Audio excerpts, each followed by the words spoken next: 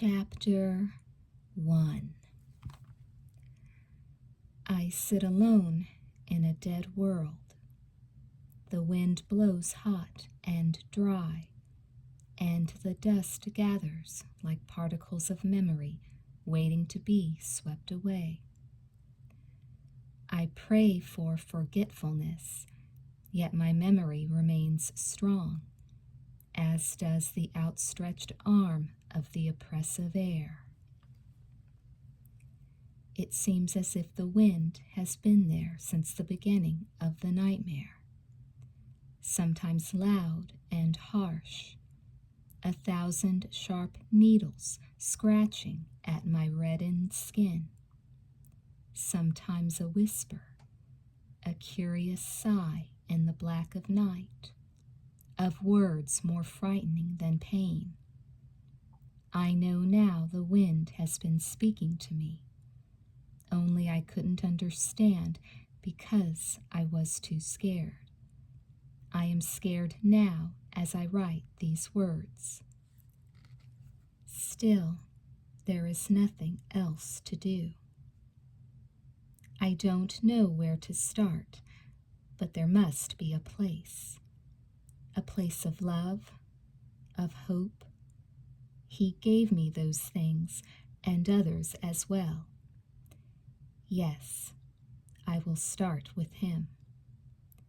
His name was Pepper. That wasn't his real name, of course. His parents had christened him Paul Pointsel. He didn't have dark freckles or anything. I don't know where he got his nickname. But he was Pepper when I met him, and that's how I think of him. Pepper and Rocks. My name is Roxanne Wells. I'm 18, or rather, I was 18. At the moment, I'm not going to get any older. The second hand on my watch will move forward, but won't go anywhere for me. This moment is all there is.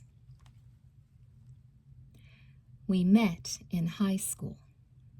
He was a babe. I don't know why he asked me out. I wasn't very nice to him. He was new to the area, but not that new.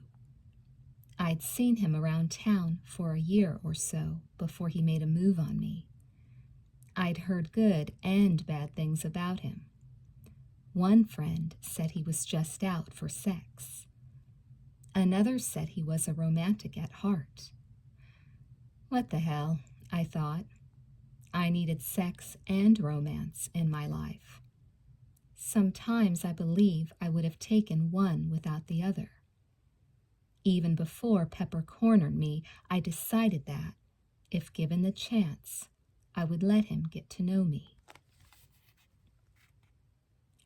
It was lunchtime at school, a hot, early April afternoon. I was sitting by myself on a rock at the corner of campus, staring out at the desert. It was a favorite spot for me to hang out and eat junk food. School was in Salem, Arizona, a town built on sand with a lot of sweat. I had grown up surrounded by an ocean of dust, yet the sight of the desert never tired me. I was always glad the city architects had put Salem High at the edge of town and not in the center. Downtown Salem was about as exciting as an empty movie theater. Things may have been happening in town, but hardly anyone was there to acknowledge the fact. Even before the transformation, Salem felt barren. Pepper suddenly appeared, standing above me with his thumbs hooked into the back pockets of his Levi 505s. He was trying to look cool and not doing a bad job of it.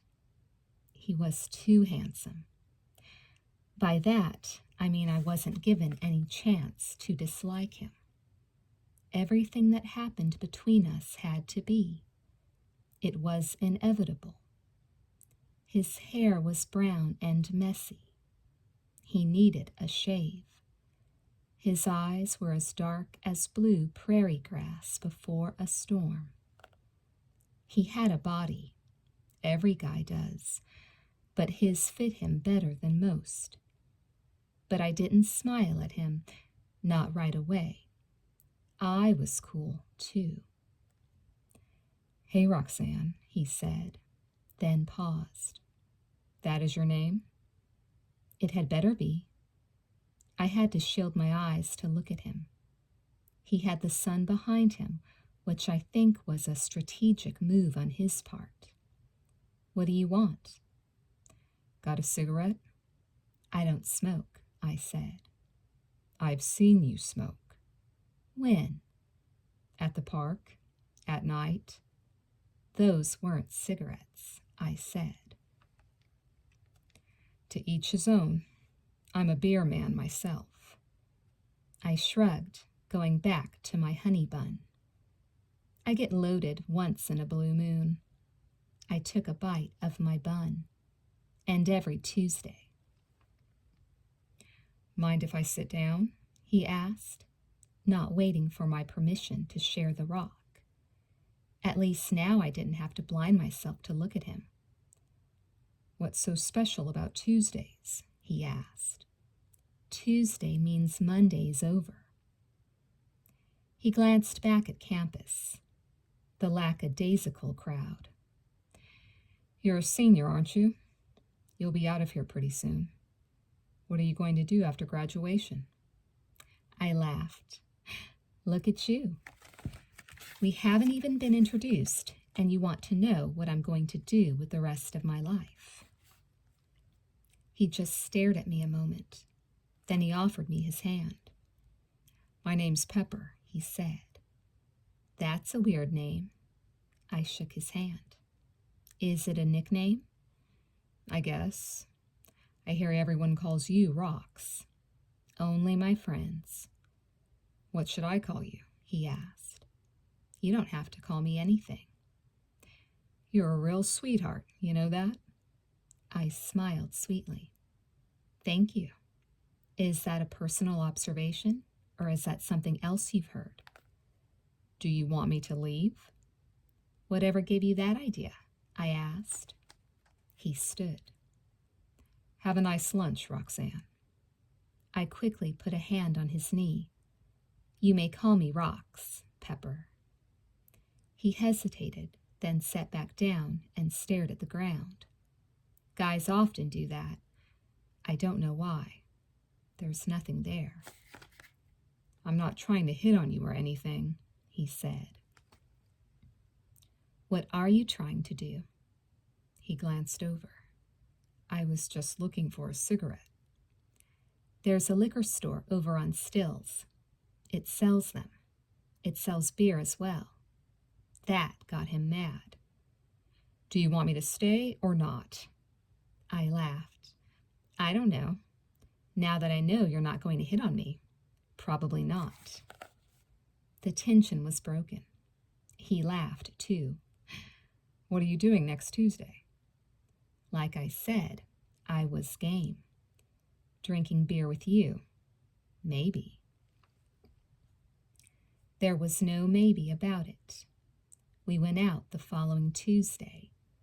It was the only day I didn't have to work, besides Sunday, which was never any good because it came before Blue Monday. I was a seamstress in a clothes store. It was boring. I never really got to make dresses, just sewed the seams. It paid zip, like every other teen job in Salem. Pepper had a job, too. I'd seen him at it before we met. He delivered flowers. What a joke. He rode to work on a motorcycle at 80 miles an hour in black leather, then put on a pansy coat and climbed in a van and tooled around Salem, making young and old women alike ecstatic. He said the tips weren't bad, and the women were always happy to kiss him. We went to a movie, and I rode on the back of his motorcycle. It was a horror film about the second expedition to Mars called The Season of Passage. At the end, I wanted to cry because it was so sad, but Pepper was still eating his popcorn. He was stuffing it into his face, and I found it impossible to weep with someone eating beside me. We went for malt and fries afterward, a typical date in Salem. The place wasn't Option City. We drank a couple of beers on a dark bus stop bench. But then, on the way home, still on the back of his bike, I leaned my head back and gazed at the stars, bright in the clear black sky. I said something to Pepper about wishing we had a flying saucer so we could leave the planet, and he instantly made a sharp U-turn. "Where are we going?" I called into the breeze. He drove fast but smooth, with complete control. On our next date, though, I had already decided that we'd go in my car. I liked my hair to look like something naturally attached to my body when I got to where I was going. And I knew there would be a second date. I liked him too much for there not to be. "To get a telescope," he answered. "Who has a telescope?" "Our school." We ended up breaking into the science lab. It was easy. We just went up a tree and through a window. I had never taken astronomy. I was more the basic education kind of girl. Give me my diploma and I'd be gone. The telescope sat on a collapsible tripod. Pepper hoisted it onto his shoulder and walked toward the door. He assured me we'd bring it back when we were done with it, and nobody would even know it had been on a vacation. "Where are we going with it?" I asked. I didn't mind a little adventure. "To the reservoir." That sounded fine to me, except for the obvious. "But we're on a motorcycle," I said. "It's not that big a telescope, rocks." "What else are we going to do at the reservoir?" I asked, suspicious. He cocked an eyebrow. "Nothing you won't enjoy."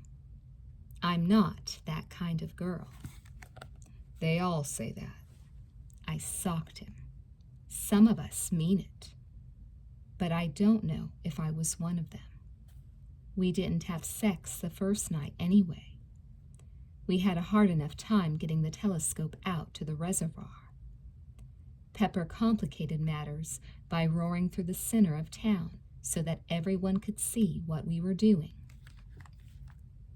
I almost dropped the damn thing a half-dozen times. The reservoir was cool, especially at night, when the water was like glass and the air was filled with space. You could stand out there alone at night, with the Milky Way streaming overhead, and imagine you were standing on a moon circling Saturn. Pepper had never taken astronomy either, so we had a hard time finding anything specific. Yet, to me, everywhere we looked, there was something. Stars, thousands of stars. It made me wish I was an astronaut, a goddess, anything but a poor girl in a poor town with no future. I sighed as I removed my eye from the telescope eyepiece. "Do you think there's anyone out there?" I asked Pepper, my eyes staring straight up. "No one human." He came up behind me and put his hands on my shoulders. I leaned back and rested my head in the hollow of his shoulder. The night was magic. the silence perfect. I was happy right then, really happy, but sad too, because I knew the happiness wouldn't last. It never does. Would that be so bad? I asked, my gaze millions of light years away, his breath warm and close on my cheek. What do you mean? He asked. Would it be so bad if they weren't human, as long as they were kind? He pulled me around gently until I was facing him. You're beautiful, Rox. You deserve a sky full of kind stars. I laughed lightly. Don't talk. You sound stupid when you do. What should I do then? Kiss me. He kissed me. I made him do it. It was good. Too good. He took me back to the reservoir that Friday night after work. We didn't bring the telescope, but we had the place to ourselves again. We skinny dipped in the cool water. We kissed some more, and I let him touch my breasts, but we didn't make love. Or maybe we did make love, because I was already in love with him. I don't know why. The best love never has a reason. I just had to look at him, and there was no reason to look anywhere else. Pepper lived with his aunt and uncle. I lived with my dad. Dad was never at home. He was a long-distance truck driver. He drove from New York to LA and back again every week. We had a peculiar relationship. I was more his pal than his daughter. When he was home, I cleaned his clothes and fed him, but the way we talked to each other would have made a child psychologist cringe. We argued, we swore at each other, and in the end, he usually agreed with me. But we loved each other too. His name was Sam. I never knew my mother. From the things Sam had to say, it didn't sound like he knew her very well either. She left on a westbound Greyhound bus when I was 48 hours old. Seemed she wanted to be an actress in Hollywood or something. Pepper's aunt and uncle lived on the other edge of town from the school, on a miserable farm better known for its horses than its produce. But like any farm, good or bad, it had a barn, and it was in that barn that I lost my virginity after a thorough examination by Dr. Pepper. I don't really remember how the date started. We ate, I know that, but I can't remember where. Then we went for a long walk, and in Salem, it's not possible to walk too far without coming back home. We ended up at Pepper's place. His aunt and uncle were asleep. Pepper wanted to show me his horse, Shadowfax, named after Gandalf the wizard's horse in The Lord of the Rings. It was a nice horse. It was a nice barn, full of nice, soft hay. But there was something wicked inside that hay that almost got me killed. When we began to kiss, Pepper suddenly tickled me, and I fell back and landed on the hay. I missed impaling myself on a pitchfork by inches. Pepper was white when I pulled it out of the straw beside me. "Did you set this up?" I asked, the pitchfork in my hand, pointed at him. "I can see the headlines now. Poor innocent co-ed pierced on the eve of greatness." Pepper grabbed the pitchfork from my hand and tossed it aside. He wiped the sweat off his forehead. I could tell he was shaken. He came and knelt beside me and spoke seriously. You are great, he said. I grinned. Those 3 little words meant more to me than those other famous 3 little words, I think. He had yet to say those words, and I was determined not to say them until he said them to me. Why? I asked. I'm not pretty. I'm not smart. I'm nothing. Yet I knew I wasn't ugly or stupid. My hair was long and red, my eyes green and bright. A nice combination. I was too thin. I had no tits, but even girlfriends complimented me on my legs. Those same girls, however, said I didn't smile enough. Melancholy rocks. I didn't like to smile because of my teeth. They were crooked and didn't shine like those of the actresses on TV. I also seldom smiled because I felt haunted and cursed, like it was only a matter of time. But for what, I didn't know. But in the barn, with my Pepper sitting beside me, the curse seemed oh so far away, when actually it had never been closer. Maybe I was stupid. Here's something, Pepper said, taking my hand. What? I asked. He moved closer. What do you want to be? Happy. He snorted and scanned the hay, perhaps to determine how flammable it was. Do you have a cigarette? He asked. That's what you said when we met. You're not supposed to say that right now. No. A cigarette's supposed to be for after. He moved close, close enough to kiss. After what, Rocks? I was looking at the stars in his eyes, the ones I had put there, and I was looking far away. Like I said, he was too cute. My determination wavered. I had no choice but to say what I did. I love you, I whispered. The words seemed to worry him, like when I had missed the pitchfork, which had only made me smile.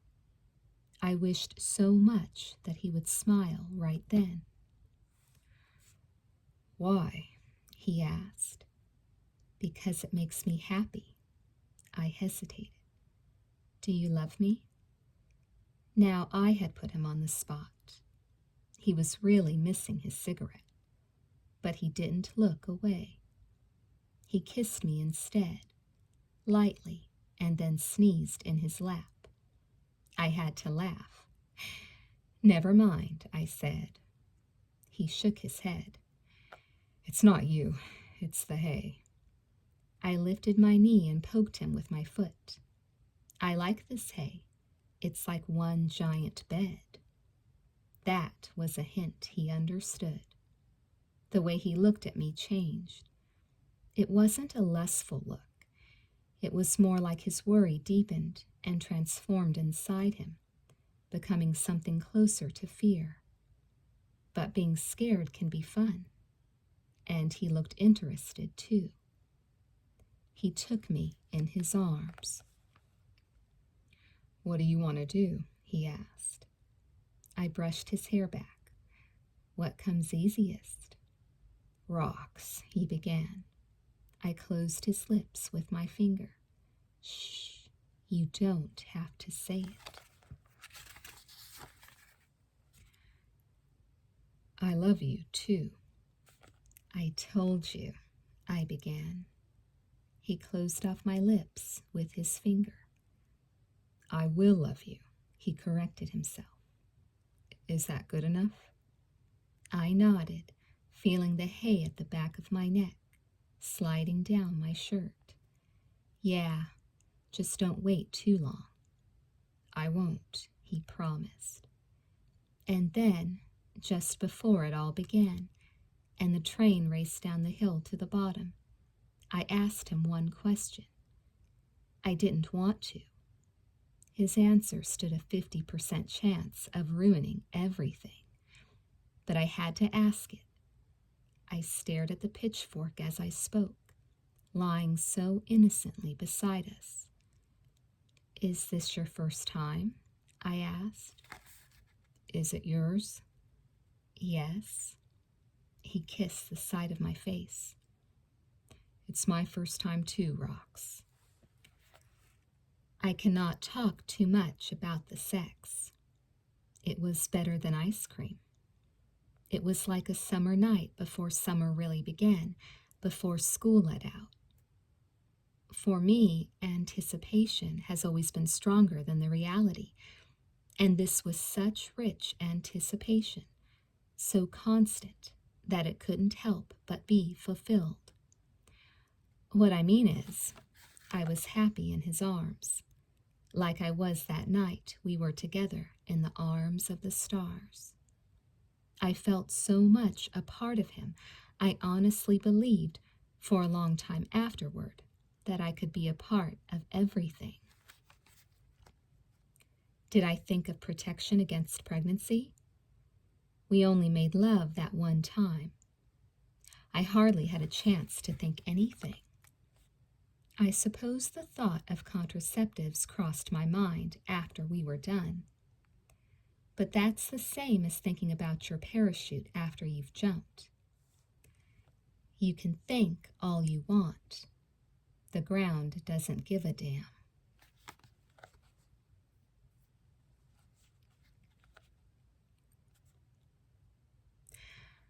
I suspected I was pregnant 2 weeks later. I wasn't late on my period, not yet, but something inside me had changed. A doctor would have said it was hormonal. Maybe, but it was more than that. I had changed, not just my body. But it wasn't like something had been added inside, the way new mothers usually talk. It was more like a part of me had died. Then another 2 weeks went by, and my period never came. I didn't tell Pepper. I didn't want to worry him. I went to the drugstore in Lindell, a nearby town, and bought an early pregnancy test. Those suckers cost more than I thought. A big $15. I read the instructions carefully. The bottom line was that if it tested negative, then you could still be pregnant. They weren't making any guarantees. But if it tested positive, then you were definitely looking at a major change in lifestyle. I took the test.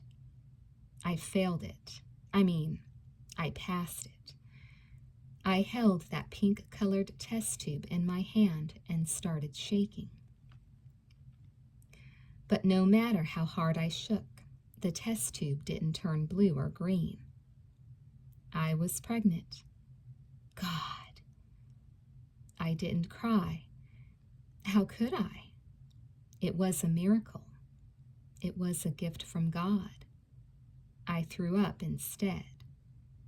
Then I got out the yellow pages and called a doctor in Lindell.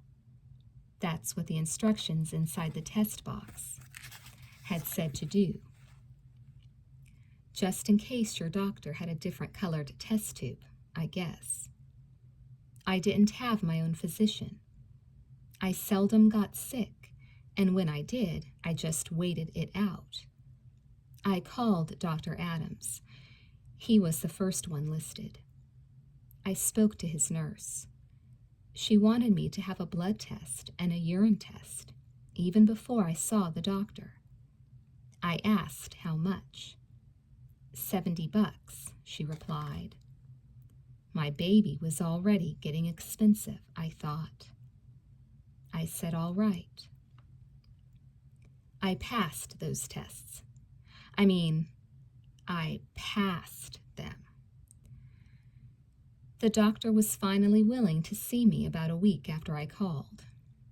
He was younger than I thought he'd be, and better looking, which made me even more nervous. He didn't make me take off my clothes and examine me. We just sat down in his office. He started off by asking how I felt. "I'm all right," I said. "I didn't mean physically. Are you upset? Are you happy?" "The first choice," I said. "Do you have a boyfriend?" "I think so." "Does he know?" "No." "Are you going to tell him?" "Yes." "Do you want to keep the baby?" he asked. It was such a normal question for a doctor to ask, and I know it sounds impossible, but I had never asked myself that question. "I don't know," I said, gesturing helplessly. "I've never been pregnant before." He was sympathetic. "How old are you, Roxanne?" 18. "You're legal." "What do you mean?" "You can make your own choice." He paused. "Have you told your parents?" "I only have a father. I haven't told him." He studied me. His brown eyes were kind. "You look like a girl with a head on her shoulders. You know the choices you have?" I nodded. "There aren't that many of them." "There's a family planning clinic in Foster. It's a 2-hour drive. If you want to go there, you just have to give me a call, and I'll set up an appointment for you." "I don't want to go there," I said so sharply I startled us both. He didn't want to say the word, and I didn't want to hear it, but we were both talking about abortion. Just the sound of it in my head made me feel sick. I wished they had given the procedure initials instead of a name, like, "Oh, just going to have a ABT. Be back before lunch." Then I could pretend it wasn't much different from ordering a bacon, lettuce, and tomatoes sandwich. Dr. Adams stood and squeezed my shoulder. "You think about what you want to do. Talk to your father and your boyfriend if you wish, but don't let anyone make the decision for you, okay?" "Okay. Thank you, doctor." I paid the nurse at the front and drove home. My car was overheating. I had to stop twice and cool the radiator down with water. It was 4 in the afternoon on a blue Monday. I knew Pepper was at work, driving around town with his bright floral arrangements. There was no reason I couldn't wait until he was off to tell him the news. After all, I had already waited so long. But I needed a friend. I didn't really have anyone except Pepper. My best friend, Susan Duggan, had moved to Florida the previous year. I realized right then how superficial the rest of my friendships were. My boyfriend was the only one I could imagine myself talking to about my problem. I caught him as he was loading the last of his deliveries in the van. It was funny. I had never seen him so happy to see me. He gave me a big hug and a kiss and plucked a rose from an arrangement and fixed it in my hair. All that before I could say a word. But then I didn't have to say much. He was staring at my face now. If he saw half of what I felt, he must have been in shock. I felt sorry for him right then. Heck, I felt sorry for me. We had our whole lives in front of us. The last few days he had been talking about driving to LA. We'd get a place in Venice by the beach, he said, and walk by the water every evening. I just smiled. It sounded so wonderful. But he didn't even know if he loved me. "What is it, Rox?" he asked. "I have some good news and I have some bad news. What do you want to hear first?" He hesitated. "The good news." "It's yours." What's mine? The bad news. What? The baby. He sagged a little. What are you talking about? He asked. I'm pregnant. I hastily added, I'm sorry. He tried to swallow. It stuck somewhere in his throat. Then he just stood there, looking at a distant spot located off to the left side of my eyes. I had never seen anyone's tan fade so fast. Are you sure? He asked softly, finally. I just came from the doctor's. I buried my face in his chest, hugging him tightly. I fought the tears back, and it was probably the only fight I had won all day. Only a few weeks had passed since I had mouthed off to him at school. How everything had changed. Falling in love had humbled me to the point of being pathetic. Do you hate me? I asked meekly. He put his arms weakly around me. No, of course not. Why would I hate you? Because I screwed up. No, Rox. He pulled me gently off him and looked at my face. You didn't do anything wrong. We'll get through this together, all right? All right. I took out my handkerchief and blew my nose. What are we going to call her? He chuckled. It sounded forced. How do you know it's a her? I just know, I said. And I did. That should have told me that something weird was in the air. How about if we call her Pebbles, after the baby girl on the Flintstones? Pebbles and Rocks. Pepper wasn't smiling. Are you serious? We can call her anything you want. That's not what I mean, Rox, he said slowly. My voice faltered. You don't want to keep the baby? I asked. Do you? I'd like to. Why? The question hit me like a slap. It took me a moment to find my tongue. Because it would be our baby. He had to think about that a bit, and the passing seconds were hard on me. It was an absurd place to be having such a discussion. The dirty backlot of a florist's.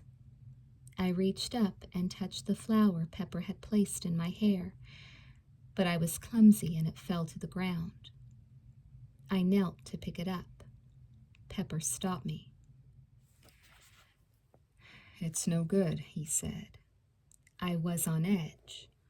What's no good? He gestured. The flower. Leave it. I'll get you another one. But he didn't reach back into the van. I had given him too much to think about, and he couldn't worry about me right then. He continued to stare off into the distance. I had to break the silence. It's not like it's fatal, I joked. Do you really want to keep the baby? I paused. I thought you just asked me that. Rox, do you want to keep it? If you don't, just tell me. I don't, he said. I couldn't believe he'd said that. Oh, I knew, of course, he might want me to have an abortion. But for him not to consider having the child made me sad. He didn't even want to sleep on it. But I was no better. I was the child's mother, and all I cared about was remaining his girlfriend.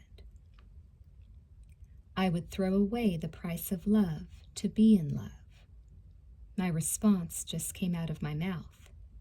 It was fate that spoke. All right, I said. He held me again. He acted all concerned, but there was something fake about it, and we both knew it. I'll help you in any way I can, he said. I'll go with you. I'll pay for it. Then suddenly I was far away. More words came out of my mouth, but I know I did not speak these ones. There was no love in them. There was nothing of what I really felt for Pepper in them. Yet I said them anyway, because they were supposed to be true. I'll get rid of it, I said. Life will go on. But it was all a lie. Chapter 2. There is much debate in this country over abortion. I have always found it puzzling. There are the right to lifers who say that abortion is the equivalent of murder. Then there are those who say a woman's right of free choice must be preserved. What has always struck me as odd is that each side is convinced that only it is right and the other is wrong. I feel they are both wrong. No one should take away another person's right to choose, and no one should kill an unborn infant. Of course, I could just as easily say both sides are right, but I won't. It's a paradox that can't be resolved.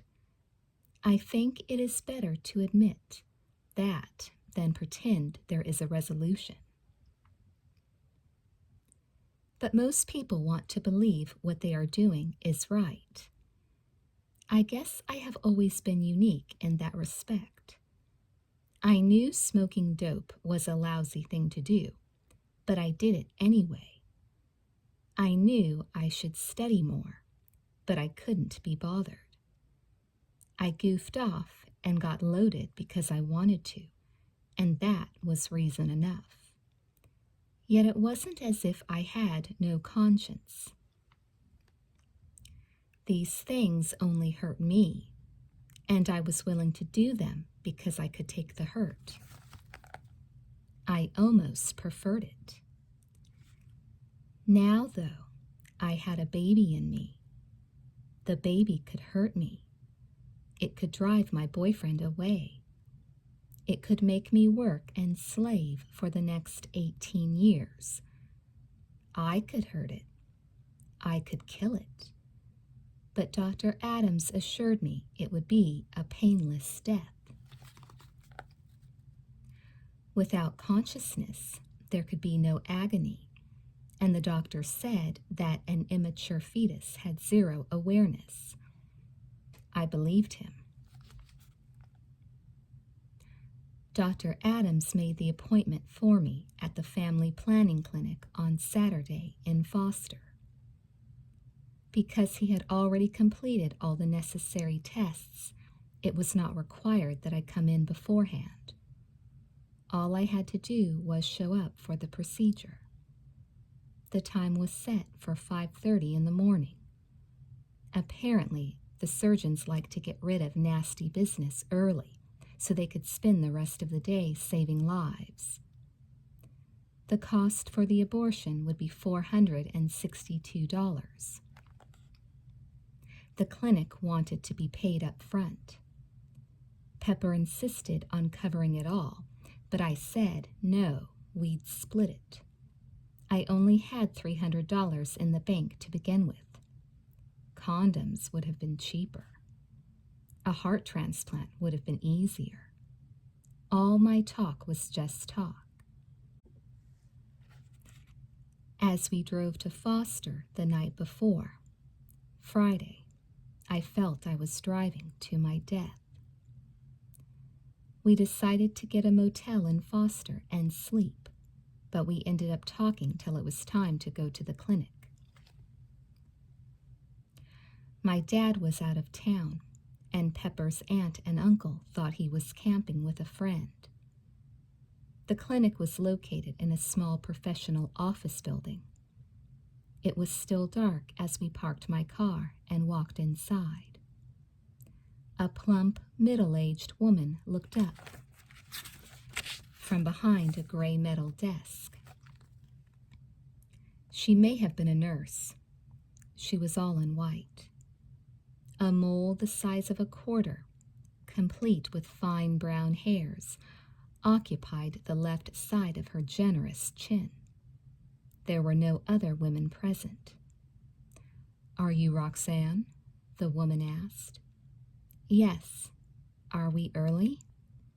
The place was plainly furnished and smelled of alcohol. "A few minutes." The woman was all business. She reached for a handful of forms. "Fill these out, please. Will you be paying with cash or check?"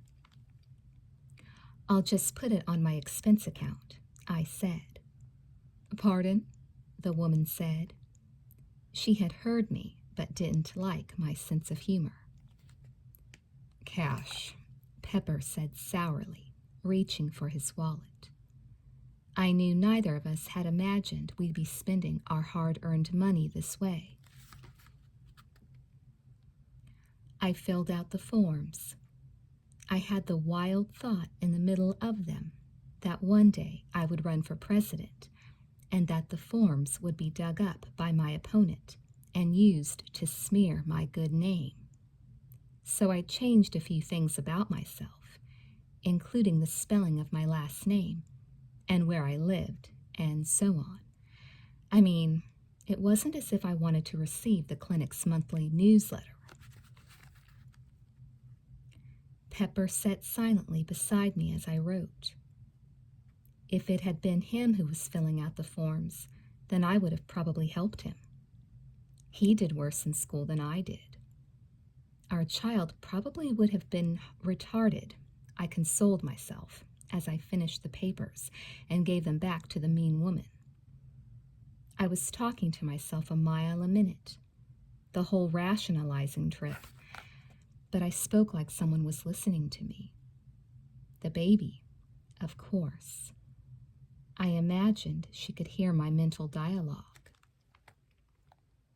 And although she remained silent throughout, I had a sense of how she felt, and the feeling was not pleasant.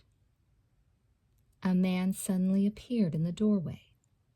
He was dressed in a sterile green gown, serious and intimidating.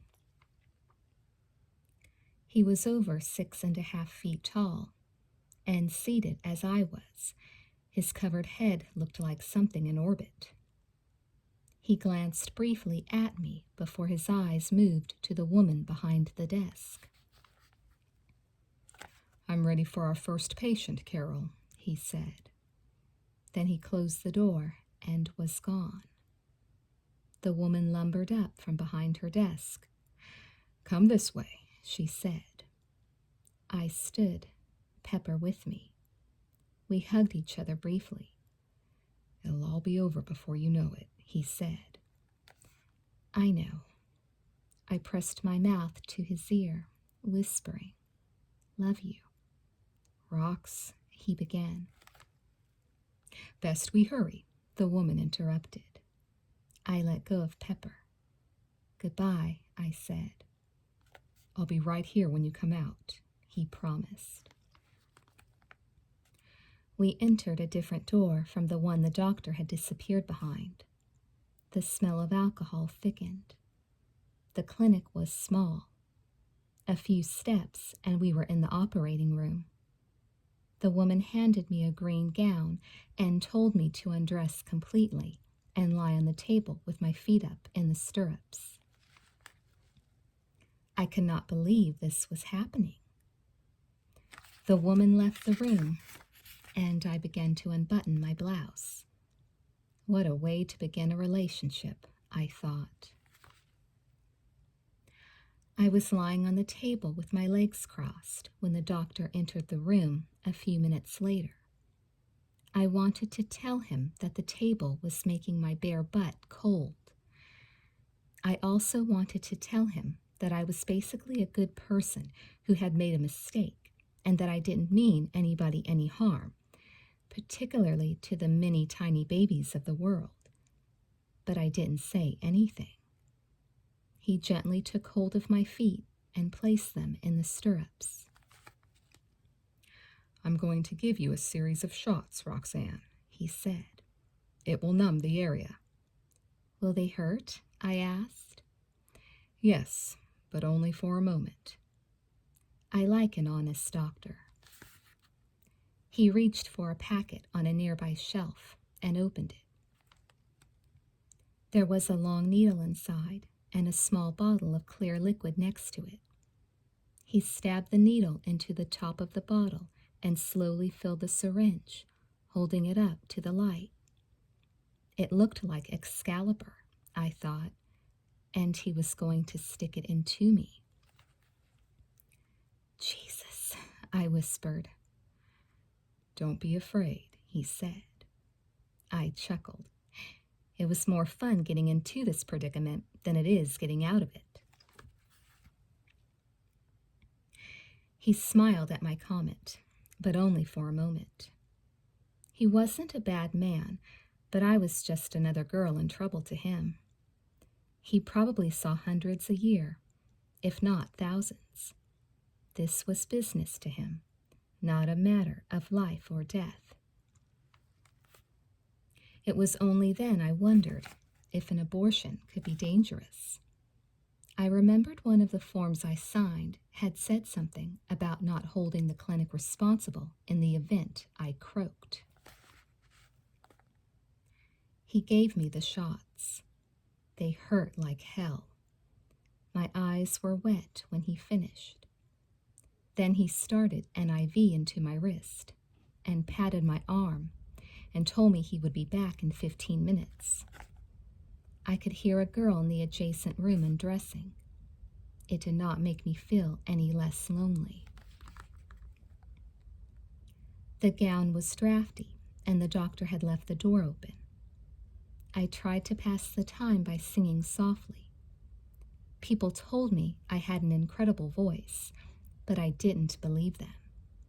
I always just sounded like myself. I quickly had to give up on the ploy. No one had written a getting ready for my abortion song. Time crept by. Deep inside, I felt things going numb. The doctor finally returned and poked at me with glove-covered fingers. I told him I couldn't feel a thing, and this made him happy. He was ready to begin the procedure. He picked up a long, sharp silver instrument that glinted in the harsh overhead light. I closed my eyes. He poked me again, and then suddenly muttered something under his breath and left the room in a hurry. I kept my eyes closed. My guts felt strange, as if they were made of liquid and were flowing around inside me. My thoughts began to float inside my head, too, like colored pictures projected on puffy white clouds caught in a gentle updraft. I thought mainly of Salem, where I had grown up, and how bright the stars had been the night Pepper had first kissed me. But the thought of Betty Sue McCormick also flashed inside. Her face spread across my imaginary black sky. It was odd that Betty Sue should come to mind. I had hardly known her. Hers was a sad tale. She had doused herself with gasoline in an abandoned gas station at the edge of town, and then she dropped a flaming match at her feet. The whole place had gone up, and there hadn't been much left of Betty Sue to bury. No one knew why she had done it. Just the thought of Betty Sue, though, and how she had thrown away her life, got me thinking about my baby and what I was doing to it. My inner resolve to go ahead with the abortion suddenly turned over sharply inside me. Why was I doing this? Had I really asked myself that question? If I had forgotten the answer to it. Yeah, sure, Pepper wanted me to get rid of the kid, and I was worried about losing Pepper. But if he was going to leave me now for this reason, he would leave me later for another. I had nothing to lose, I thought, by keeping what was ours. I wanted to stop the procedure. I wanted to go home. "Doctor," I called, opening my eyes. "Are you there?" No answer. I pulled my right leg out of the stirrup, then my left. I could sense that I was still numb inside, but believed I could walk. I didn't think I'd changed my mind too late. The doctor had only worked on me a few minutes before leaving. I could see no blood, and suddenly my sensation of dizziness vanished. I felt good, better in fact than I had since I found out I was pregnant. I swung my legs over the side of the table and stood up. I called out to the doctor and nurse again. Still no answer. The green gown was bugging me, so I pulled it off and quickly slipped back into my clothes. Then I stepped into the hallway. A dizzy sensation overtook me with a bang. As I looked down the hall, opposite the direction from which I had entered the operating room, the walls suddenly elongated, stretching the hall into what could have been a pathway into infinity. At the very end of the hall was blackness, nothingness. I shot out my right arm and caught the edge of the door frame with my hand. I passed the back of my hand over my eyes and steadied myself. My vision cleared. The length of the hallway shrunk to normal size. I turned and walked toward the reception area. Pepper jumped up as I came out. He had been reading a People magazine. The woman at the desk must have been in the back. We were alone. "Are you done already?" he asked. "Yes." "You weren't in there long." "I'm a quick fix." I opened the door to the outside. Faint blue light shone in the east. "Let's get out of here." Pepper hurried after me. "Are you sure you're all right?" "I'm perfect," I said, stepping outside into the cool morning air. "Give me the keys. I want to drive." "Rocks, you can't. You just had an operation." I paused on the opposite side of the car from him. "I didn't do it." "You didn't have the abortion?"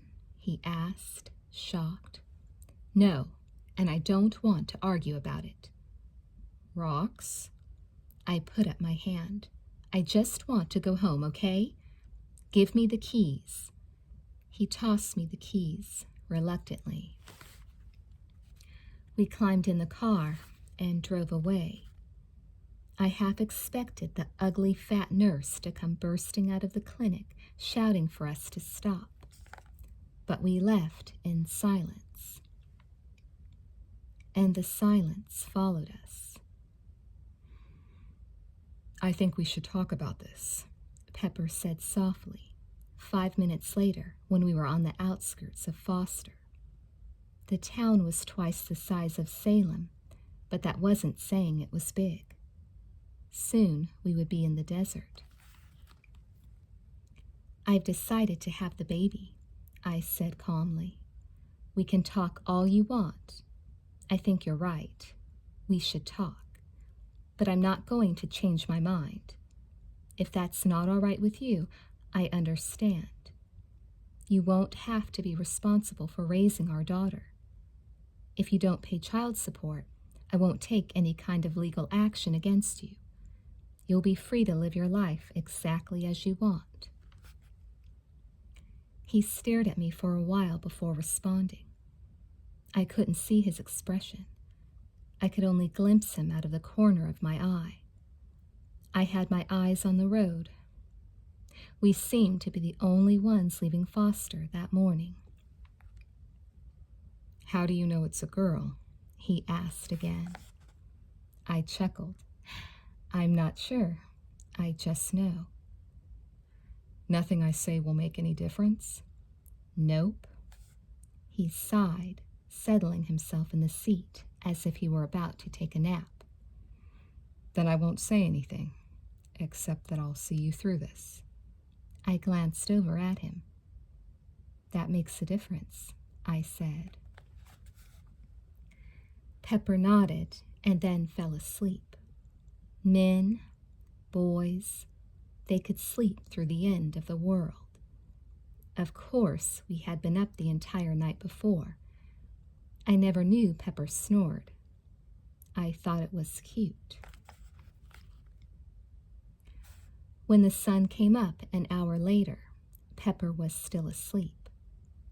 The sun peeked over the horizon directly in front of me and burned bright into my brain. It was at that exact moment that I saw a hitchhiker at the side of the road about half a mile in front of us. It looked like a girl, but I couldn't have sworn to it. It might have been a guy with long red hair, brighter than mine. The person had on a long dark cape, but framed against the light of the sun, she was little more than a silhouette with flaming hair. I debated whether I'd pick her up. I usually did pick people up. I assumed the person was hitchhiking, but as I raised my hand to shield my eyes from the glare, she disappeared. There was a cluster of cactuses just off the road. I assumed she had seen us coming and ducked behind them. I wasn't going to worry about it. I had enough on my mind. I drove by the spot she had been standing without slowing one bit. An hour later, about 5 miles outside of Salem, I came to a familiar gas station. I glanced down at my gauge. I was on my last half gallon. I decided to stop and fill up. Pulling into the station beside the pump, I reached over and shook Pepper gently. He hadn't stirred once since we'd left Foster. "Hey, sleepyhead," I said. "We're almost home." He opened his eyes and yawned. "What time is it?" "Almost 8. We need gas. Do you have any money?" He closed his eyes again. "The clinic has all my money." I got out. "Thanks." "Just stating the facts, miss."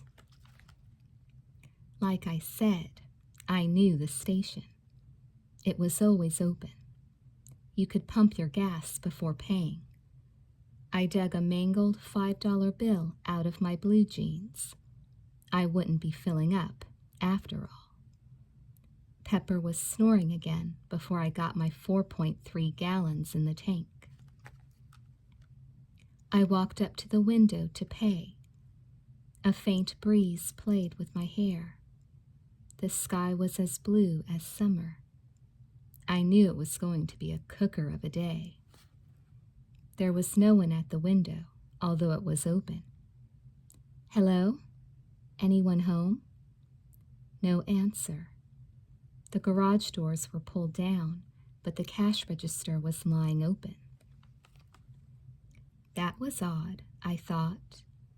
Even if the guy on duty had had to go to the bathroom, he would have closed the cash register. Immediately, I thought the place was being held up. The help was in the back with a bullet in the brain, and the villain was this very moment returning for the cash. I backed away from the window 3 steps, then whirled around and ran for the car. "Pepper," I said quietly. "Wake up. We have to get out of here." He didn't open his eyes or sit up. "The car runs just as well with me asleep as it does with me awake." I opened the car door. "I think this place is being held up." He bolted upright and glanced at the window. "Why?" I called and no one answered. The cash register is lying open. The guy could be in the bathroom. I climbed in the car. I don't think so. I have a bad feeling about this. I want to get out of here. I put the key in the ignition. Pepper put a hand on my arm. Wait a sec, he said. If the place is being held up, we should help. We can't help. Only people with loaded guns can help in situations like this. Let's go. No, Pepper said. That wouldn't be cool. I don't want to be cool. I want to be alive. Let go of my arm. He opened his door. You stay here. I'll be back in a moment. If you hear gunshots, drive off. I grabbed his arm. Oh, sure. Oh, great. What a classic macho attitude. You are coming with me. My daughter is not going to grow up without a father. It could be a boy, for Christ's sakes. He shook loose. Do as I say, and don't worry. I won't worry, I said sarcastically, sitting back. I'll take these few moments to enjoy a peaceful meditation. He closed the door in my face. I pounded the dashboard. Damn it! I watched as he walked casually up to the window. One thing about Pepper, he was no coward.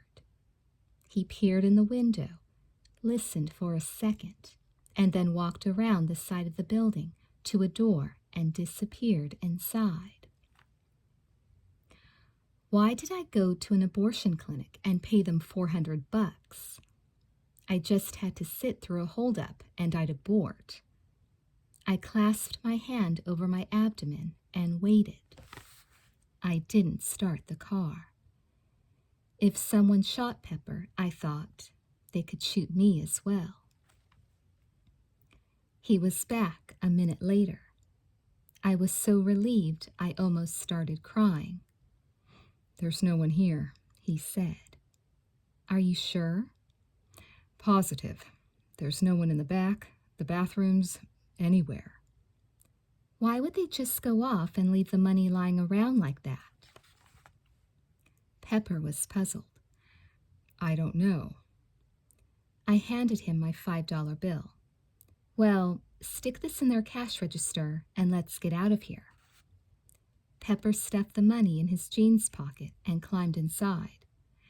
Give me a break, he said. That's stealing. Yeah, well, turn me in when we get to town. You're mad at me, I said. I'm not mad at you. Then why don't you talk to me? I asked. Because you told me talking to you would be a waste of time. Then I went to sleep, and I don't talk in my sleep. You snore, though. I don't snore, he said. Yeah, you do. I don't mind. I know it's beyond your control. Thank you, Rox. Now can we get out of here? This place is giving me the creeps. I paused. Why did you say that? Rox. No. I glanced at the deserted window again. There is something creepy about this place. Can you feel it? It's just because it's deserted, that's all. But why is it deserted? I told you, I don't know why. Please, let's go home. I started the car reluctantly. Okay.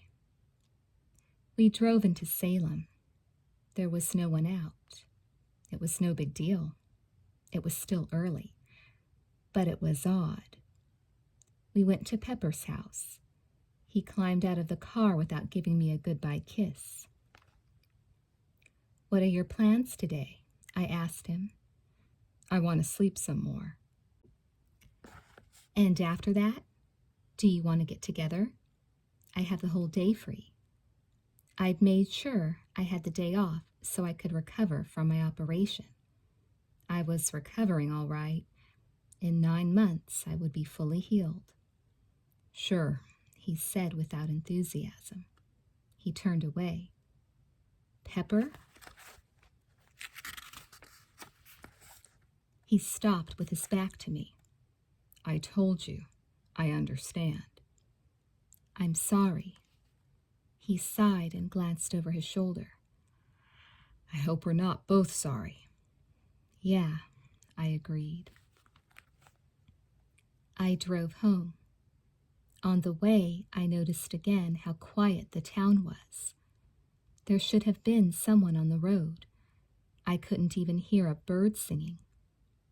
Yeah, I noticed the silence, but it didn't make me wonder. I was more amazed at how wide awake I felt. It was a while since I'd slept. I parked in the driveway and went inside. Like I said, my dad was out of town. Yet the moment I stepped through the door, I was struck by how empty the house felt, as if no one had ever lived there. "Dad?" I called.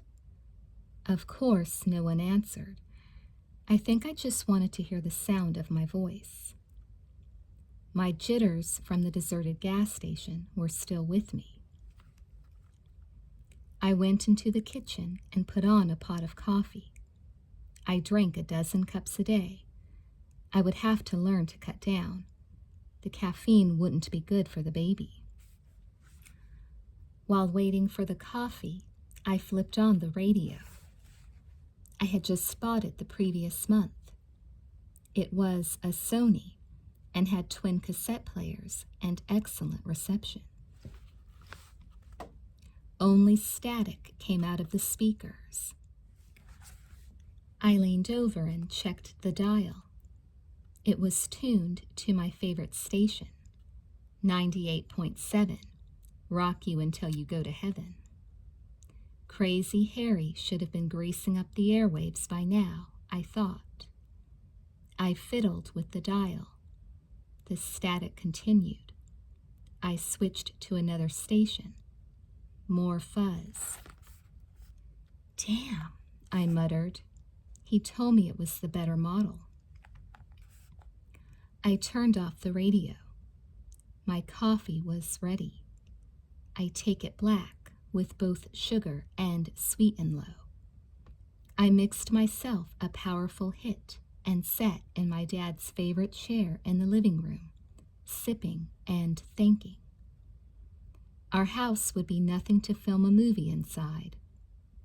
We had only 2 box bedrooms and 1 bathroom that would probably be reincarnated as an outhouse.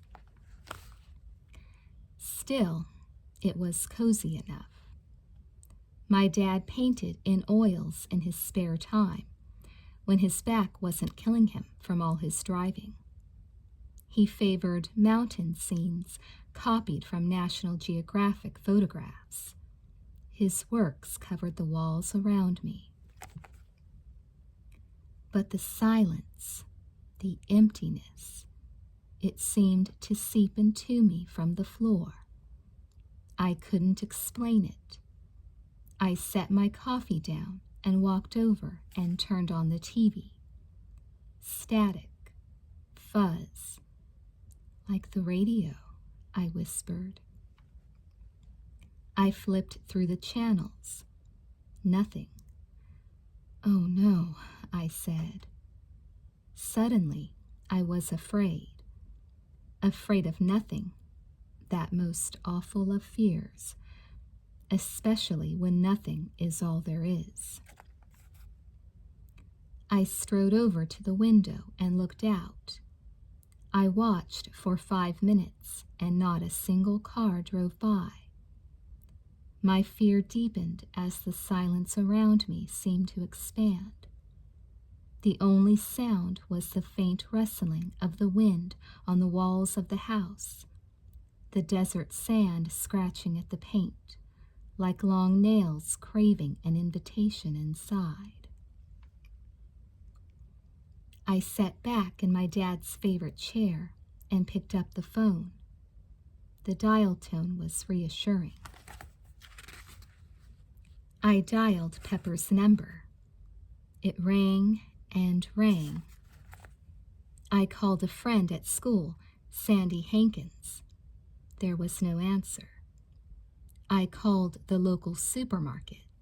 It was open 24 hours a day. Nobody home. I called my best friend, Susan Duggan, in Florida. I got her parents' answering machine. I put down the phone and thought of the deserted gas station. Even before we got into town. "Where is everybody?" I asked out loud. No one answered me. I almost screamed right then. I would have, but the silence wouldn't allow it. The silence was too strong. I got up and ran out of the house. The block was deserted. I went to my neighbors, the Hollands. They had 2 hyperactive kids and a dog that barked at its own barking. I banged on the door. "Hello? Is anyone there? Please answer if you're there. It's an emergency." I was talking to a door. I ran to my neighbors on the other side, the Blaines. No kids or animals, but 2 loud people who got up early and let the rest of the world know it. I called to them too and injured their front door with my fists, but they were definitely not home. It seemed no one was. What did I do next? I began to move toward the center of town, 6 blocks away. I stopped at other houses, even peeked my head in a couple, but I quit doing it very soon. There was no one around. The sight of a corpse would have been welcome to me right then. A skeleton sitting at a kitchen table with a fresh cup of steaming coffee. Sure, let me meet him. I'm desperate. Anything, even a goldfish. But I was alone. I stumbled into the town square and collapsed on the lawn beside the statue of David Fitzpatrick, the town's founding father. He was covered with bird lime, as usual, but there were no birds. They must have all flown away into a sky above mine. "Help!" I finally screamed. My voice echoed against the watching buildings until it became an echo of an echo and was lost. I buried my face in my hands, thankful that they at least had not deserted me.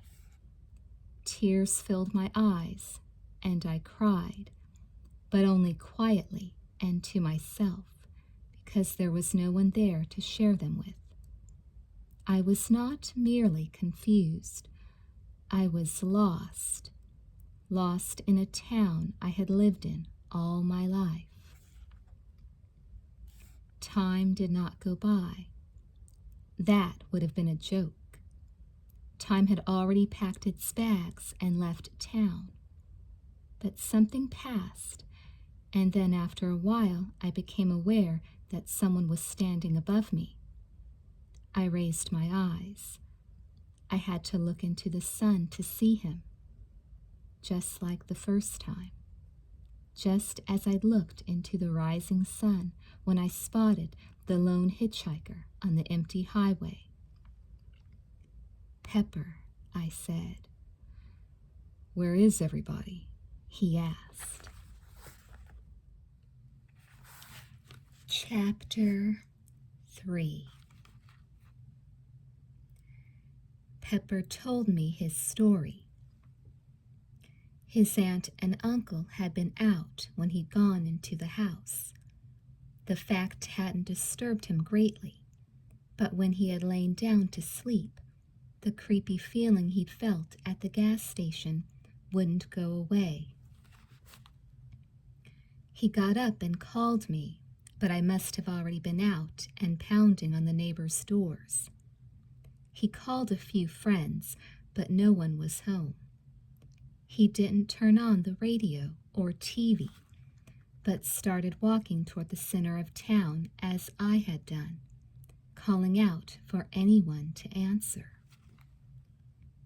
Finally, of course, he found me. We sat on a bench in the center of the town square as we caught up on each other's stories. To say there was a feeling of unreality to our situation would have been like saying the sun was hot. We sat on a bench in the shade, but we were perspiring. Both our shirts were stained with cold sweat. Why would everyone leave? I asked. Pepper grimaced and sat quietly thinking. The only thing I can figure is there must have been some kind of evacuation. Maybe there was a toxic spill in the area. The National Guard could have been brought in last night. They might have cleared everyone out. If that was the case, they'd have put up roadblocks. He nodded. I know, but it's the only explanation that makes any kind of sense. There were people here at 9 last night when we left. Now they're gone. There must be a reason. There must be something bad here. I think we better get the hell out of here. But I told you how I called Susan in Florida. Even she wasn't home. It's like everybody's disappeared. Are you saying the whole world's deserted? He asked. Maybe. That's ridiculous. What's happened here is ridiculous. I stood. I want to call more people in more places. He got to his feet. I don't think that's a good idea. Let's just get out of here. We can call people from Foster. The word hit me like a sharp spike. I'm not going back there. He was taken back by my reaction. I didn't mean rocks. I know, I said quickly. Then I shrugged. This is not my day. First I go for an abortion, and then I end up in the Twilight Zone. I pointed to Mike's electronic repair next to Baskin-Robbins. Look, let's make a couple of calls. Maybe we can reach someone who'll tell us what's happening. Pepper hesitated. Fine, but let's make it quick. The door to Mike's shop was locked. Pepper paused for a second, glanced up and down the block, and then kicked in the glass beside the door. I jumped at the sound. Pepper reached inside and undid the latch. We'll have to tell Mike we did this, I said. I wanted to add, if we ever see him again. We stepped inside. Mike had lived in Salem 100 years, and there was nothing he couldn't fix. Radios, TVs, refrigerators, as long as they didn't have any microchips in them. Mike hated any silicone wonders. He called them microshits. His shop was simple, crammed with the internal organs of modern conveniences. An oil-stained phone sat on his cluttered workbench. Pepper picked it up. Who should we call first? He asked. Information. Seriously? I am serious, I said. If they don't answer, call the operator. He did as I requested. Information was not there. He tried the operator. The same thing. He slammed down the phone. There must be something wrong with the lines, he said. Did you get a normal dial tone? I asked. Yes, I got a normal dial tone. I reached for the phone. I want to call my grandmother in Portland. She hasn't left her house since I was born. I dialed the number from memory. It rang forever, although I kept praying for it to stop. But I couldn't take the phone away from my ear. Pepper finally had to put the receiver down. He was studying me as if he was worried I was about to lose my mind. He had every right to be concerned. Rocks, he began. There's no one there, I whispered. The world's empty. Don't talk like that. There's been an evacuation of the area.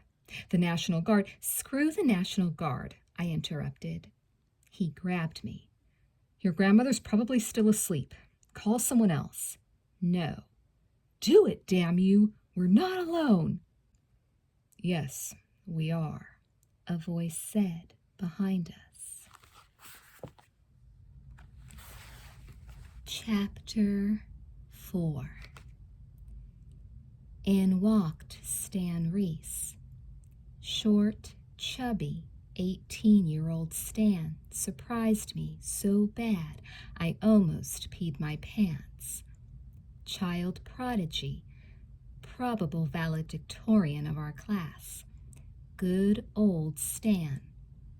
Ask him a question about math or science, and if he didn't know the answer, there was none. His brown eyes were huge because his glasses were thick. He came in and sat on Mike's favorite stool. His pleasant, plump face was a haven of sanity. He scratched at his dirty blonde hair and sniffled. I hope I didn't scare you guys, he said calmly. I let go of Pepper and moved to Stan, hugging him so tightly I could have hurt him. But Stan didn't complain.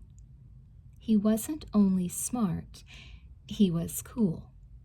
He was the rarest of intellectuals. He never acted superior. He smiled briefly as I let him go. He reset his glasses on his nose. It's too bad it took the end of the world for Roxanne to give me a hug, he said. I'm so glad to see you, I exclaimed, messing up his hair. I knew Stan fairly well. Our junior year, I took algebra, and because I had the bad habit of ditching class every other day, the teacher assigned Stan to tutor me. Stan wasn't in my class, of course. He was already on his second semester of college calculus, but he was doing some kind of work-study project. I saw him twice a week for an hour, and in that time he taught me more than the teacher could have ever taught me. I ended up getting a B in the class and taking Stan out for ice cream afterward to thank him. He really liked ice cream. He had a banana split and a malt. He had a rather major problem with his weight. Pepper stepped forward. We had never talked about Stan, but I suspected Pepper hardly knew him. What do you mean, the end of the world? Pepper asked. Has there been a nuclear war? Not that I'm aware of, Stan said. Then what are you saying? Pepper demanded. Everybody in the world seems to have disappeared, Stan replied. That's insane, Pepper sneered. Tell me about it, Stan said. He sat for a moment without speaking. We all did.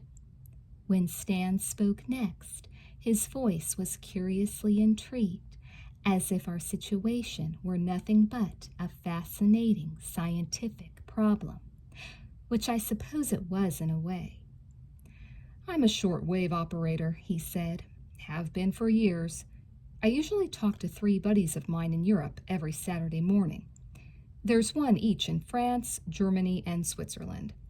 The one in France is a 30-year-old woman who's been teaching me French for the last 6 months. Well, to make a long story short, I tried to get in touch with them this morning. I couldn't get any of them. I checked out my equipment. It was perfect. I tried getting other people I talked to occasionally. A guy in Australia with chronic insomnia. A priest in India. These guys are almost always on the airways. I got zip. I began to scan all the bands. I was receiving fine, but nobody was transmitting. I turned on a normal radio, a TV. I did the same thing, I exclaimed. What did you get? Stan asked. Static, I said. Fuzz. Stan nodded. That's what I got. I don't believe any of this, Pepper protested. Stan pointed. Turn on Mike's TV right there. That one's his. It's not in for repair. Pepper did as he was told. He got a screen of fuzz, no matter how many times he flipped the channel. He snapped it off. It proves nothing, he said, angry. It proves a lot, Stan said. All the networks and local stations have suddenly stopped broadcasting. Why? I asked. I don't know why, Stan said. But you're Mr. Brain, Pepper said. You get all the good grades. Use your brain now. Give us something. Stan sighed. My first reaction would be to say that there has been a major EMP high in the atmosphere. That's an electromagnetic pulse. A multiple megaton warhead detonated at, say, 40 miles altitude could knock out all our electronics. Then we are at war, I moaned. Not that I know of, Stan repeated. An EMP would have killed this TV here, and my shortwave, and your radio. We wouldn't be getting fuzz, we'd be getting nothing. Plus, an EMP wouldn't explain the disappearance of everybody. Then give us another explanation, Pepper said. What about a toxic spill or something like that? Stan spread his hands. I got up this morning, and after realizing that there was no one on my radio or TV, I went to my parents' bedroom. There was no one in their bed. There was no one in the house. If my parents had been evacuated in the middle of the night, don't you think they'd at least awaken me? Ask me if I wanted to come? Was their bed messed up? I asked. Stan nodded. Good question. Yes, it was unmade. My mother never left a bed unmade more than 10 minutes in her whole life. I think they were in bed when they left. When they left where? Pepper asked. I don't know, Stan repeated. I felt faint and couldn't think clearly. All the rules had been changed. Reality had fallen asleep at the wheel and driven off the road. I had to sit down. Pepper pounded his leg in frustration. We can't just sit here, he said. We have to find out what's happened. I say we get a car and drive to another town. We might have to do that eventually, Stan said. But I wouldn't start our investigation by traveling. Why not? Pepper asked. What's in another town that's not here? Stan asked. More people? Maybe, maybe not. But we already know for a fact that most of the people on Earth are gone. I can tell if a radio or a TV's been damaged. There was nothing wrong with mine.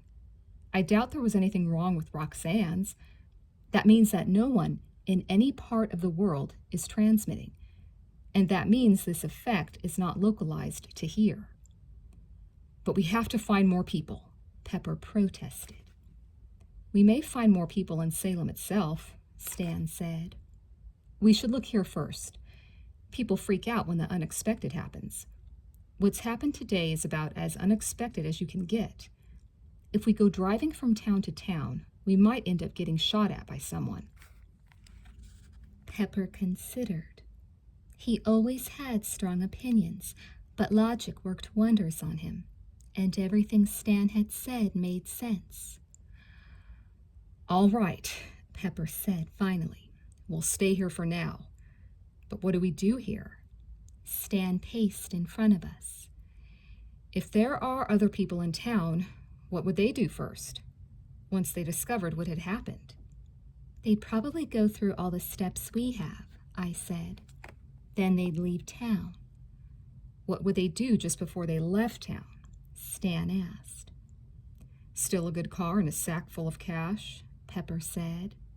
Ah, Stan raised an approving finger. He had probably known the answer before asking for our input. We all want easy money. What a time to get it. Let's go to the bank, I said. Right, Stan said, agreeing with me. Let's go. Pepper said, anxious to do something, anything.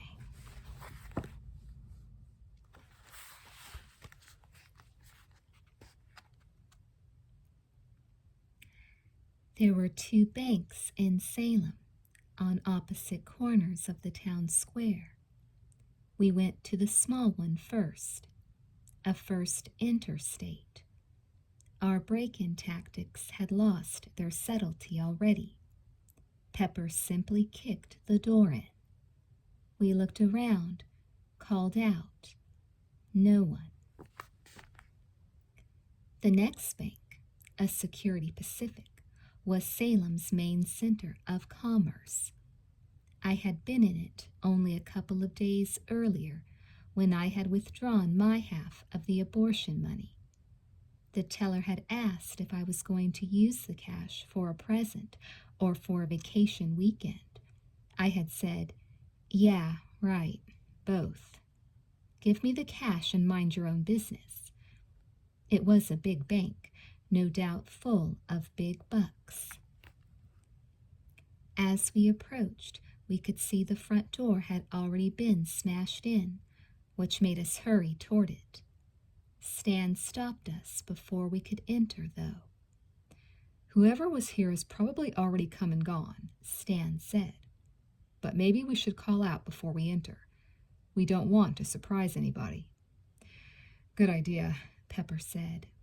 He stuck his face close to the hole in the front door. Hello? He called. He got no response. We must have missed them, he muttered, pulling the door open. A glass panel beside the door suddenly shattered into lethal-looking shards. A loud roar accompanied the display. Instinctively, we threw ourselves to the sides of the door, pressing against the brick walls. I was alone on my side, the left side. You should have yelled louder, Stan told Pepper. Or not yelled at all, Pepper grumbled. Are you all right, Rox? Yeah, I gasped. But maybe we should stop by the bank later. A warm, sticky sensation on my right leg got my attention. I looked down and was amazed to see a dark stain growing through my blue jeans. I've been shot, I whispered. We've got to get out of here, Stan said, seeing my wound. That son of a bitch, Pepper swore. Can you walk, Rox? Gingerly, I probed my wound. I had never been shot before. I wanted to be cool like the characters on TV and just rip off a piece of my shirt and bandage my wound on the spot. But I felt suddenly nauseous. I had to brace myself against the wall just to keep from falling over. I think I've just been grazed. I managed to get out. I don't think there's a bullet in my leg. I'm going over to her, Pepper said to Stan. Be quick, Stan advised. Pepper leapt across the distance between us. It was a good thing. A second and third shot disintegrated what was left of the glass. Pepper put a supporting arm around me. I'll carry you, he said. I brushed him off. No, I can walk. Let's just get out of here. I'm getting a rifle and coming back and wasting this guy, Pepper hissed. He grabbed my hand and nodded in the direction of some buildings out of the line of sight of the ruined bank doors. Let's do it. We were just preparing to launch our getaway when a voice called out from inside the bank. Who's there? It said. Pepper was enraged. Who's there? He screamed. We're here. Who are you? And why are you shooting at us? There was a long pause. Is that you, Pepper? Yeah, Pepper yelled back. Who are you? It's Helter. Helter Skelter, better known as Helter Skelter, wanted to be a bad dude. He wanted it so bad and took on so many of the trappings of toughness that he had ended up as a topic of light gossip. He smoked, he drank, he had tattoos, all the basics. But he also committed at least one significant act of violence a month. He did it with such regularity, it was as if he marked it off on a calendar beforehand. In March, he got in an argument with the football quarterback at school and ended up breaking the guy's jaw. He was suspended for the act, but only for a couple of days, because the quarterback had thrown more interceptions than touchdowns the previous seasons. In April, Helter got in a fight with a biker at a local bar. It was true the biker had seen better days in the 1950s and was alone and very drunk. But the way Helter told the story, he had taken on a gang of Hell's Angels with only his fists to defend himself.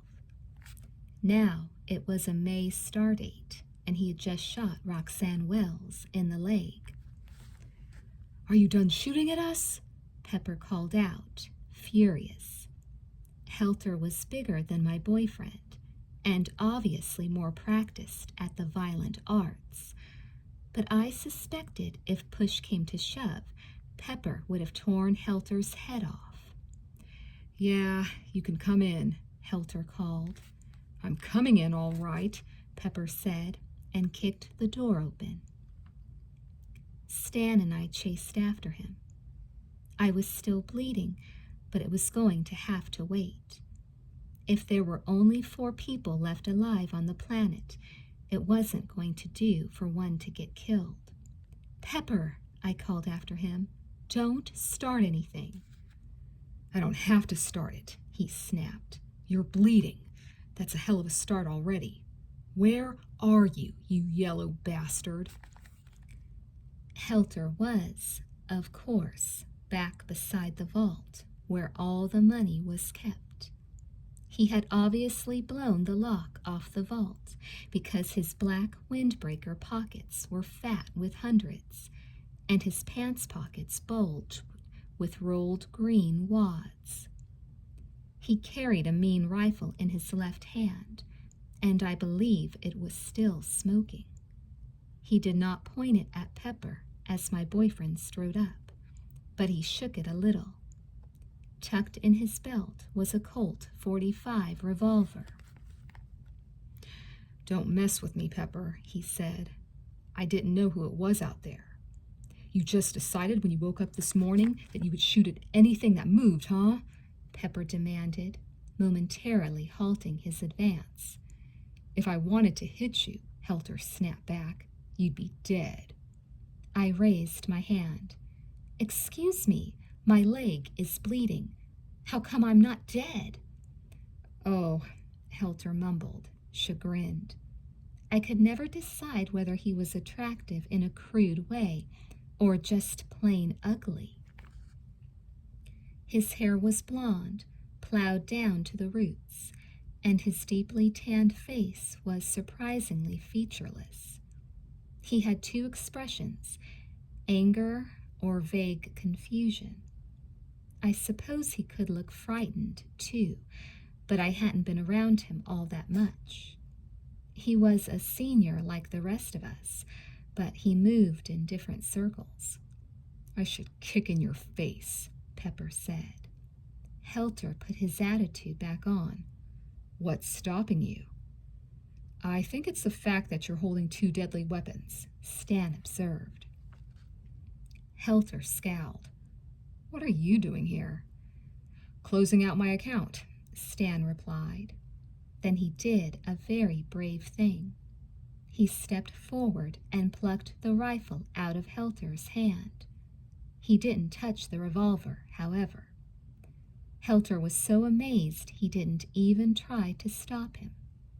Stan set the rifle on a nearby seat, adding, "Let's kiss and make up and get down to business. All right, guys?" "It's all right with me," Helter said. trying to act bored. Just our luck he should have been left. Pepper muttered. He turned to me.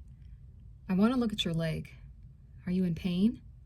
I nodded to all the money in the area. Yeah, but I feel a lot better knowing that we're rich. Pepper had me sit and felt my cut. He decided that the bullet had just grazed me. He ripped off a part of his shirt and tied it tightly over the wound. The bleeding began to slow immediately. Are you strong enough to walk to the drugstore? Pepper asked. Sure, I said. It's only next door. I can give you a piggyback ride, Helter offered, guilty at last. No thanks, I said politely. I wasn't really that mad at him.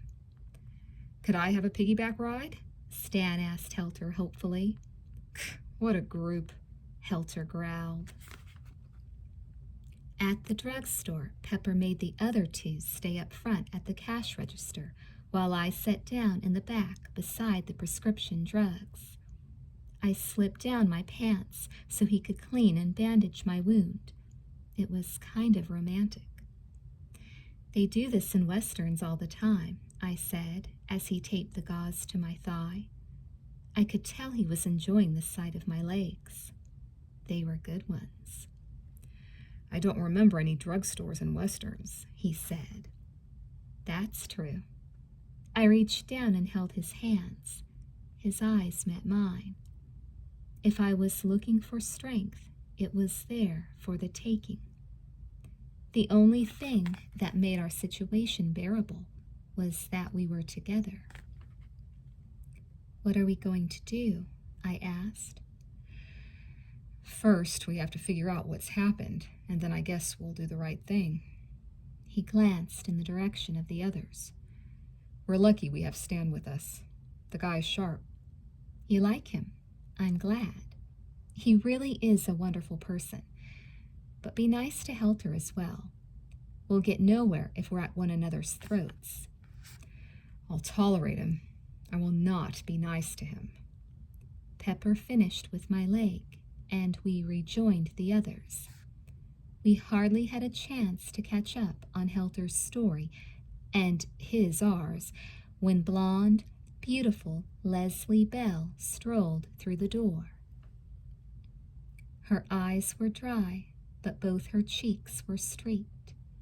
She had on bright blue pajamas and no shoes.